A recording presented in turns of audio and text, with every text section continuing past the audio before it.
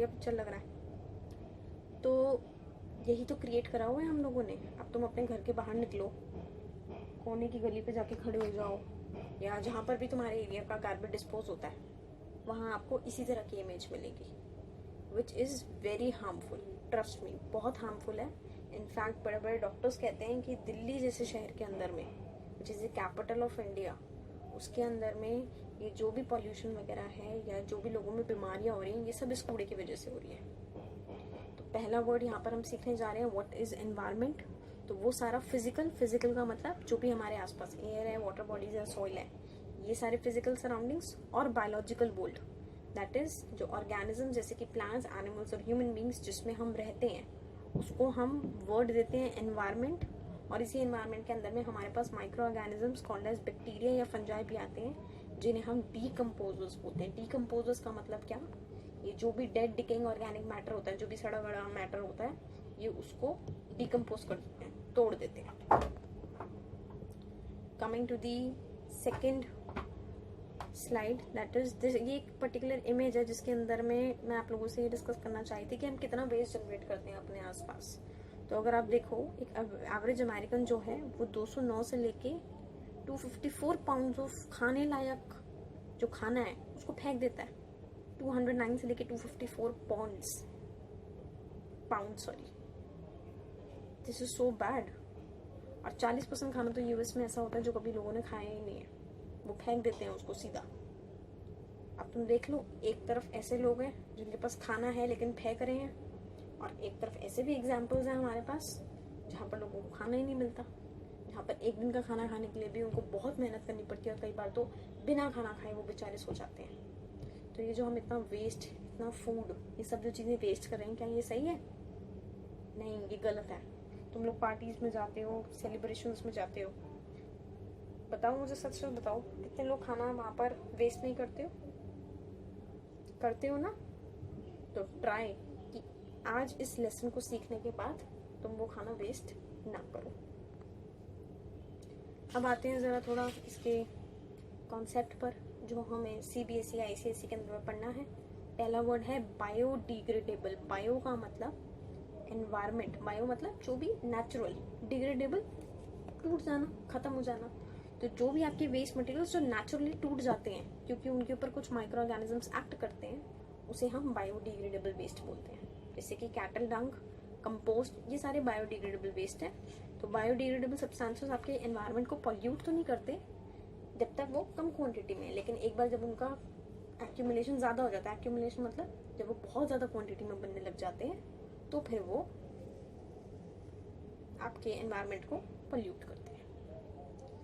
Next is non biodegradable. तो अभी हमने बायोडिग्रेडेबल पढ़ा जो नेचुरली टूट जाते हैं, नॉन बायोडिग्रेडेबल जो नेचुरली नहीं टूट सकते।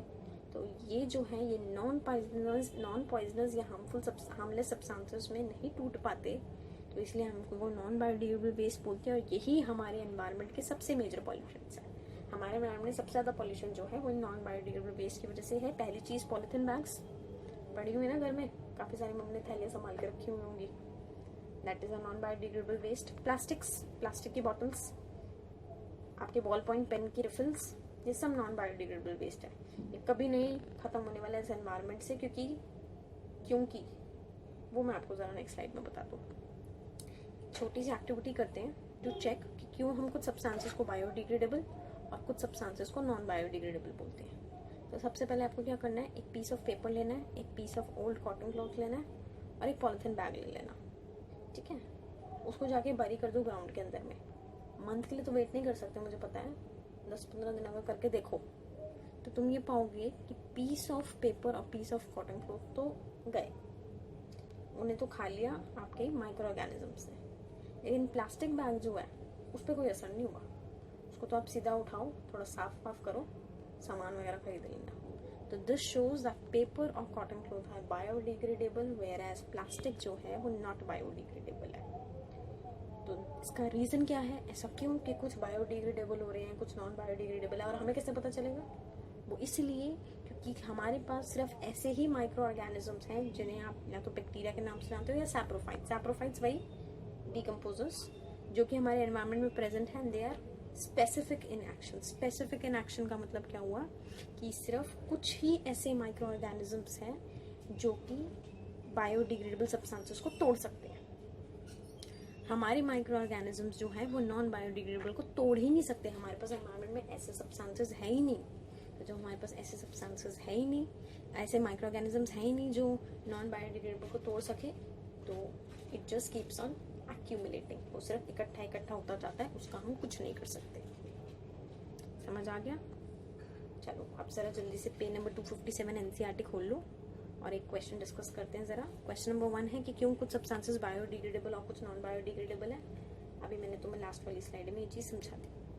नंबर 2 है कि आपको 2 वेज देने हैं जिसमें बायोडिग्रेडेबल मटेरियल्स आपके एनवायरनमेंट को इफेक्ट करते हैं। तो पहले तो अगर वो कम क्वांटिटी में है तो वो बिल्कुल इफेक्ट नहीं करेंगे, लेकिन जब वो ज़्यादा क्वांटिटी में होंगे तो सबसे पहले तो वो बहुत ही फाउल स्मेलिंग गैसेस प्रोड्यूस करते हैं। अभी पीछे न्यूज़पेपर के अंदर में तुम लोगों ने देखा भी होगा, दिल्ली के अंदर में गाजीपुर लैंडफिल साइट है, वहाँ पर बहुत ज़्यादा कूड़ा इकट्ठा हो गया। मतलब ऑलमोस्ट बुर्ज खलीफा की हाइट है ना, उससे थोड़ा कम रह गया, बस उसको अब कॉम्पिटिशन देने वाला है वो। तो इतना कूड़ा वहाँ पे इकट्ठा हो गया कि एक दिन ऐसे ही कुछ अमाउंट ऑफ उसका जो माउंटेन था वो टूट कर, क्योंकि उसमें एक्सप्लोजन हुआ उन गैसेस का, और वो नीचे गिर पड़ा। और नियर बाय लोकेलिटी में जो कुछ 6-7 बंदे इधर उधर घूम रहे थे, बेचारे सबके सब उस कूड़े की वजह से मर गए। तो this is actually a shame कि कूड़े की वजह से हम लोगों की जान गंवा रहे हैं। नंबर 2, मॉस्किटोज भी इन वेस्ट की वजह से स्प्रेड करते हैं एंड वो हमारे सारे लिविंग बींग्स की हेल्थ को अफेक्ट करते हैं। You know, dengue, chikungunya, malaria, ये सब क्या है? ये सब इन वेस्ट से ही तो निकले हैं। Now comes question number 3, 2 ways बताने हैं जिसमें आपका नॉन बायोडिग्रेडेबल मटेरियल अफेक्ट कर रहे हैं एनवायरनमेंट को। तो पहला तो DDT हमारा एक होता है पेस्टिसाइड, जिसको हम क्रॉप्स के ऊपर में छिड़क देते हैं कि उनको पेस्ट से छुटकारा मिल जाए, लेकिन हमें ये नहीं पता कि वो डायरेक्टली हमारी बॉडी के अंदर में जा रहे हैं और हमारी बॉडी को पूरी तरह से ख़त्म कर रहा है। तो अब तो खैर हमने DDT बैन कर दिया, लेकिन किसी ज़माने में बहुत यूज़ होता था। इसी वजह से आप देखते हो बहुत नए तरह के और अजीब तरह के कैंसर्स डेवलप हो गए इन्हीं सब चीज़ों की वजह से, क्योंकि DDT नॉन बायोडिग्रेडेबल है। दूसरा, जितने भी आप प्लास्टिक आर्टिकल्स यूज़ कर रहे हो, ग्लास आर्टिकल्स यूज़ कर रहे हो, मेटल ऑब्जेक्ट्स, ये सब बहुत सारा पॉल्यूशन करते हैं आपके सराउंडिंग्स के अंदर में। ठीक है, तो ये लेसन बहुत सिंपल सा था। इसमें मैंने आपको ये बताया कि आपके आसपास का जो भी फिजिकल और बायोलॉजिकल वर्ल्ड जिसमें हम रह रहे हैं उसे हम एनवायरनमेंट बोलते हैं, नंबर 1 पॉइंट। दूसरा, बायोडिग्रेडेबल आपके सब्सटेंसेस वो सब्सटेंसेस हैं जो आराम से माइक्रो ऑर्गेनिजम्स के एक्शन से एक टाइम के बाद एनवायरनमेंट में ख़त्म हो जाएंगे। वेराज नॉन बायोडिग्रेडेबल सब्सटेंसेस आपके वो सब्सटेंसेस हैं जो ख़त्म नहीं हो पाएंगे, क्योंकि हमारे पास ऐसे माइक्रो ऑर्गेनिजम्स ही नहीं है जो उन पर एक्ट कर सकें। तो जब ये एक्यूमुलेट होते चले जाएंगे, इनका पहाड़ बनता जाएगा बुर्ज खलीफा से भी बड़ा, और हम कुछ नहीं कर पाएंगे। ठीक है, लेकिन हम कुछ कर सकते हैं। अब वो क्या करना है उसके लिए आप ज़रा पहले आ जाओ लेसन नंबर 2 पे, ecosystem and it's components. Thank you.